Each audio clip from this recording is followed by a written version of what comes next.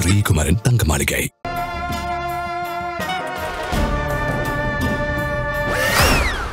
பாரிவேந்தருக்கு வெற்றியையும் ராமதாஸுக்கு படுதோல்வியும் மக்கள் பார்த்துட்டாங்க.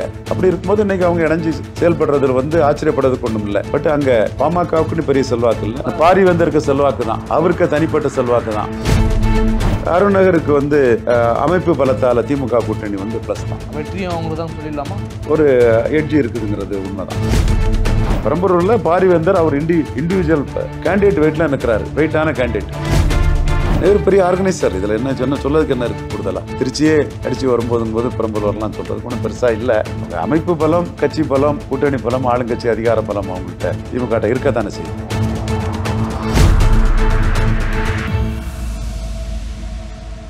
அடுத்து இதுவுமே ஒரு முக்கியமான தொகுதி தான், திருச்சியை ஒட்டிய தொகுதி, பெரம்பலூர் தொகுதி.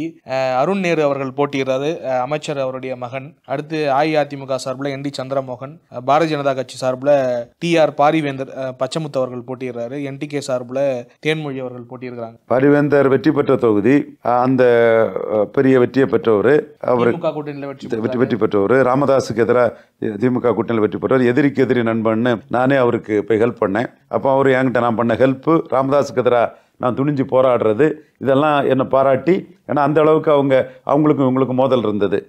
அவர் என்ன சொன்னாருன்னா, ஒரு சர்வே எடுத்து கொடுங்க, இதுக்காக நான் வந்திருக்கிறேன், உங்ககிட்ட 2 தொலைக்காட்சி இருக்குது, அப்போ உங்களுக்கு அவங்களே சர்வே எடுத்து தருவாங்க, நான் சர்வே எடுத்து வர தேவையில்லை, என்னோட ஒத்துழைப்பு உங்களுக்கு கடுமையாக உண்டு சார் என்னைக்குன்னு சொல்லிட்டு வந்தேன்.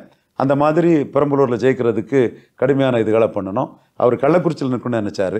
கள்ளக்குறிச்சியில்னா பாமக சில பிரச்சனைகளை பண்ணிடுவாங்கன்னு சொல்லும்போது பெரம்பலூர் தான் எனக்கு சரியாக இருக்கும்னு சுனில் கனகோல் மூலமாட்டும் பார்த்திபன் மூலமாட்டும் நேரடியாகவும் திமுக தலைவர் அப்போ 19 இது பண்ணோம். இப்போ பாமகவே அவங்க கூட்டணியில் வந்திருக்காங்க. பெரம்பலூரில் பாமக ஒன்றும் பெரிய சக்தி கிடையாது என்றாலும் இது இந்திய ஜனநாயக கூட்டணி பாமக அடிச்சிட்டு இருக்கணும்னு ஒன்றும் கிடையாது. பாரிவேந்தருக்கு வெற்றியையும் ராமதாஸுக்கு படுதோல்வியும் மக்கள் பார்த்துட்டாங்க. பாரிவேந்தருக்கு வெற்றியையும் ராமதாஸுக்கு படுதோல்வியும் மக்கள் பார்த்துட்டாங்க. அப்படி இருக்கும்போது இன்னைக்கு அவங்க இணைஞ்சு செயல்படுறதுல ஆச்சரியப்படுறதுக்கு ஒன்றும் இல்லை.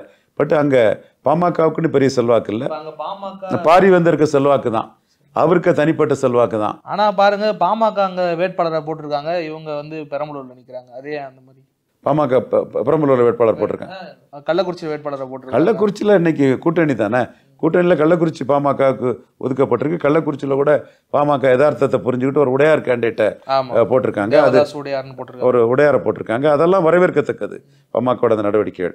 பெரம்பலூரில் பாரிவேந்தர் அவர் இண்டிவிஜுவல் கேண்டிடேட் வெயிட்ல நிற்கிறாரு, வெயிட்டான கேண்டிடேட்.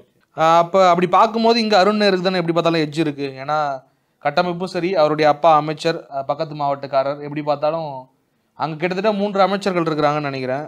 அந்த சுற்றி அருணகருக்கு அமைப்பு பலத்தால திமுக கூட்டணி பிளஸ் தான். வெற்றியும் அவங்களுக்கு தான் சொல்லிடலாமா? ஒரு எட்ஜி இருக்குதுங்கிறது உண்மைதான். இப்போ கடுமையான சவால் இருக்குமாங்க? பாரிவேந்தர் கடுமையான சவாலை கொடுப்பார். ஏன்னா இப்போ நம்ம திருப்பி அந்த கட்டமைப்பு கூட தான் போக வேண்டியதாக இருக்குது. அதனால தான் என்ன செய்ய, எல்லா இடமும் தான் அவங்களும் இந்த கட்டமைப்பு இருக்குது, எல்லா இடமும் தான் ஜெயித்திருக்காங்க. ஒரு சில இடங்களில் தான் ஃபைட்டு கொடுக்க முடியும். அப்படி ஃபைட்டு கொடுக்க வாய்ப்புள்ள இடத்துல பாரிவேந்தர் இடமும் இருக்காருன்னு நீங்கள் பார்க்குறீங்க. தனிப்பட்ட முறையில் அவருடைய பட் அங்கேயும் ஸ்ட்ரக்சருங்கிறதெல்லாம் ப்ராப்ளம் வருது. அப்போ யார் என் டி சந்திரமோகன் அவர்கள், அவருடைய ரோல் என்ன? அவரெல்லாம் தாண்டி போயிடுவார், பாரிவேந்தர் தாண்டிடுவார். தேன்மொழியும் முத்தரையன் தான் நினைக்கிறேன் என்டிகே. அப்போ இங்கே அருண் நேருக்கு இவர் டஃப் கொடுப்பாரு பாரிவேந்தருக்கு. பாரிவேந்தர் அருண் நேரு விசஸ். இப்போ இந்த நேரு அவர்களுடைய உழைப்பு அதெல்லாம் சேர்த்து பார்க்கும்பொழுது நேரு பெரிய ஆர்கனைசர். இதில் என்ன சொல்லதுக்கு என்ன இருக்குது கூடுதலாக?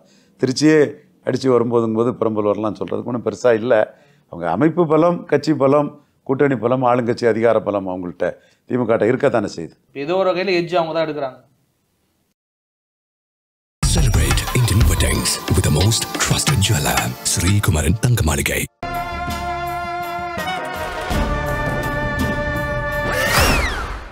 சென்னை சவுத்தை பொறுத்த வரைக்கும் 3 முக்கியமான வேட்பாளர்கள் களமிறங்குறாங்க.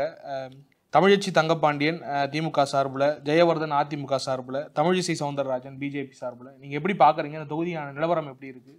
சென்னை சவுத்துங்கிறது டிடிகே, பேரறிஞர் அண்ணா பெருந்தகை, ஆர் வெங்கட்ராமன், முரசொலிமாறன் போன்றவங்கெல்லாம் வெற்றி பெற்ற ஒரு தொகுதி. ஒரு இன்டலெக்சுவல்ஸாக திராவிட இயக்கம்னாலும் சரி, தேசியவாதிகள்னாலும் சரி, இன்டலெக்சுவல் வெற்றி பெற்ற ஒரு தொகுதி. அந்த சிறப்பு பெற்ற ஒரு தொகுதி, படித்தவர்கள் அதிகம் உள்ள ஒரு தொகுதியாக தென் சென்னை பார்க்கப்படுது. அந்த தொகுதியில் இன்னைக்கு களத்துக்குள்ள நிற்கிறது தமிழச்சி தங்கப்பாண்டியன். அவங்க தங்கப்பாண்டியன் திமுகவில் ஒரு மாவட்ட செயலாளர், அவரோட டாக்டர், திமுக குடும்பம். தென் டாக்டர் தமிழிசை சவுந்தரராஜன் கவர்னர் பதவி, தெலுங்கானா கவர்னர் பதவியையும் புதுச்சேரி பொறுப்பு கவர்னர் பதவியையும் ராஜினாமா பண்ணிட்டு வந்து களத்துக்குள்ள நிற்கிறாங்க. பாஜக தலைமை அதிமுக பலகீனப்படுத்துறதுக்கு பவர்ஃபுல் கேண்டிடேட்டை விடணுங்கிற ஒரு சூழ்நிலையிலும் Nadar sir not taken for கிராண்டட்ங்கிற ஒரு அடிப்படை தன்னோட பேக்கிங் கம்யூனிட்டியான அந்த கம்யூனிட்டியிலேயே சேர்ந்த சைலேந்திர பாபு டிஎன்பிசி மெம்பரா கவர்னர் வராத ஒரு சூழ்நிலை சில டெக்னிக்கல் ரீசன்ஸ்க்காக வந்ததும் எஸ்.எம். பாலாஜிங்கிற ஒரு மருத்துவர் வந்து Madras medical university vice chancellor வராமல் வந்ததும் அந்த கம்யூனிட்டி திமுக ஸ்பான்சர்டாக அஜிடேட் ஆகும்போது வந்து நாடார் வாக்கள் தங்களுக்கு பாய்ச்சிடக்கூடாதுங்கிறதுக்காக ஒரு பிரஸ்டீஜியஸ் கான்ஸ்டியூன்சியில் இந்த நாடார் வகுப்பை சேர்ந்த டாக்டர் தமிழிசையை கேண்டிடேட்டா போட்டிருக்காங்க. அவர்கள் இந்த நோக்கம் என்னன்னா, இங்க வெற்றி பெறணுங்கிறது எல்லாருக்கும் இருக்கும். வெற்றியை விட ஜெயவர்தனன் அதிமுகவோட அதிக வாக்கள் எடுத்து சாதிச்சா போதுங்கிறது தான் பாஜகவுக்கு நோக்கம். காரணம், அங்க பாஜக கூட்டணியில் பாஜக இருக்கிறாங்க, பாமக இருக்காங்க. ஸ்ட்ரக்சர்டு ஓட்டு உள்ள கட்சிகள் இந்த ரெண்டும் தான். பாஜகவுக்கு பிராமணர்கள் ஒரு ட்ரெடிஷ்னல் பிஜேபி ஓட்டர்ஸு. இப்போ ஜெயலலிதா உயிரோடு இல்லாத போது எடப்பாடியால் எந்த பிரயோஜனமும் இல்லை. எடப்பாடிக்கு அதிமுக பிராமணர்களுக்கு ஒரு நான் பெனிஃபிஷரி பார்ட்டி தான், நான் பெனிஃபிஷரி தான். இந்த காஸ்ட்டுக்கு அதிமுக எடப்பாடி தலைமையில் எந்த லாபமும் இல்லைன்னு அவங்களுக்கு தெரியுது. பாஜகவுக்கு அவங்க தான் பயணியர். இப்போ பாஜகவே ஸ்டெப் எடுத்து அவங்க மேலே எழும்பி வரும்போது பிராமணர் கேண்டிடேட் இல்லைங்கிற வருத்தம் அவங்களுக்கு இருக்கிறது. அது நியாயமான வருத்தம் தான். இருந்தாலும் தமிழிசைக்கு பிராமணர்கள் வந்து பெரிய அளவில் வாக்களிக்க வாய்ப்பு இருக்குது. ஜெயவர்தனன் சென்னையில் உள்ள ஒரு பவராக இருக்கக்கூடிய ஜெயக்குமாரோட சன்னு, மீனவர் சமுதாயத்தை சேர்ந்தவர். இந்த தொகுதியை பொறுத்தளவில் இங்கே வெற்றி வாய்ப்புங்கிறது ஆளுங்கட்சியான திமுக தான் வெற்றி பெறும். தமிழச்சி தங்கப்பாண்டியனுக்கு அதிருப்தி இருந்தாலும் அவங்க வந்து பெரிய வெற்றியை பெறுவாப்புல. காரணம், கமலஹாசன் வந்து திமுக அணிக்குள்ள வந்திருக்கிறாரு. கமலஹாசனுக்கு தென் சென்னையில் கணிசமான ஆதரவு வளையம் இருக்குது. இப்போ அவர் மீது பற்றுதல் கொண்ட வாக்கில் பெரும் பகுதியை, எல்லா ஓட்டையும் டிரான்ஸ்ஃபர் பண்ணான்னு சொல்ல வரல, அவர் பிரச்சாரத்தின் மூலமாக பெரும் பகுதியை டிரான்ஸ்ஃபர் பண்ணிடுவார். அப்படி பார்க்கும்போது ஏற்கனவே இந்த அணி இன்டாக்டாக இருக்குது. விடுதலை சிறுத்தைகள் வாக்குகளை பரையர் சமூக ஏரியாக்களில் அப்படியே டிஎம்கே ஆளுங்கட்சி அதிகார பலத்தை பயன்படுத்தி பரையர் இளைஞர்களை வந்து திருமாவளவன் விசிகா மூலமாக தங்கள் வசப்படுத்தி அப்படியே போல் பண்ணிடுவாங்கங்கிறதும் வெளிப்படையாகவே நமக்கு தெரியுது. மற்றபடியும் அங்கே கூட்டணி பலவத்தில் காங்கிரஸ் இருக்குது. காங்கிரஸுக்குன்னு ஒரு ட்ரெடிஷ்னல் ஓட்டு ஓரளவு அப்பர் காஸ்ட் பீப்புள் மத்தியிலையுமே இருக்குது. கிறிஸ்டின் முஸ்லீம்ஸ் வந்து காங்கிரஸுக்காக அப்படி கன்சால்டேட் ஆவாங்க. ஸோ இந்த எல்லா அம்சங்களும் சேரும்போது இங்கே வெற்றி வாய்ப்புங்கிறது வந்து தென் சென்னையில் திமுக தான் வருது.